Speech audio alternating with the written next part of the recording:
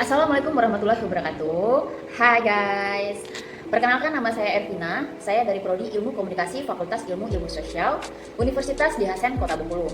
Pada video saya kali ini saya akan membahas tentang etika PR. Apa sih etika PR itu? Ya, langsung saja. Sebelum kita beranjak pada pengertian etika public relation atau etika PR, ada baiknya kita pahami terlebih dahulu pengertian dari etika yang dikemukakan oleh para ahli. Beberapa definisi etika PR yang telah dirumuskan oleh para ahli terkandung aspek moralitas dan kode etik. Menurut James E. Grunig, mendefinisikan etika sebagai sesuatu yang seringkali dipertukarkan dengan moral dan nilai karena pernyataan terkait etika secara umum merujuk pada apa yang baik secara moral atau apa yang seharusnya dinilai. Moral merujuk pada tradisi kepercayaan yang telah ada selama beberapa tahun atau beberapa abad. Dalam sebuah masyarakat yang menekankan pada apa yang benar dan apa yang salah, sementara itu, nilai merujuk pada kepercayaan tentang suatu objek atau ide yang dipandang penting karena itu. Kita mempelajari etika untuk menentukan bagaimana untuk membuat penilaian moral dan penilaian nilai. Nah, menurut Carla Kigauer, dalam Brodevig dan Berkhan, menyatakan bahwa etika adalah sekumpulan kriteria yang menentukan pengambilan keputusan tentang apa yang salah.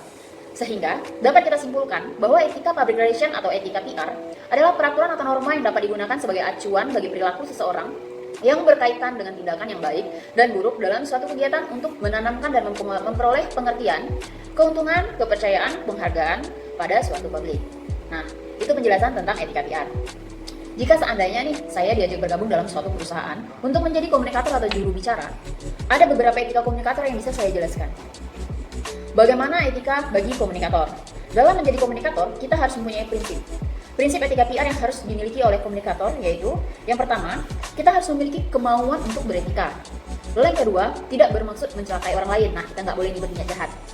Namun, berniat untuk berlaku jujur dan dapat dipercaya, agar perusahaan tersebut mempercayai kita sepenuhnya. Lalu, yang ketiga, kita harus menghindari aksi yang berpotensi menimbulkan kerugian bagi orang lain. Itu sangat tidak boleh dilakukan dalam perusahaan. Jadi kita tidak boleh sengaja untuk berpotensi menimbulkan kerugian, keributan dalam perusahaan. Justru sebaliknya yang harus kita lakukan. Kita harus menghindari yang namanya menimbulkan kerugian bagi orang lain ya.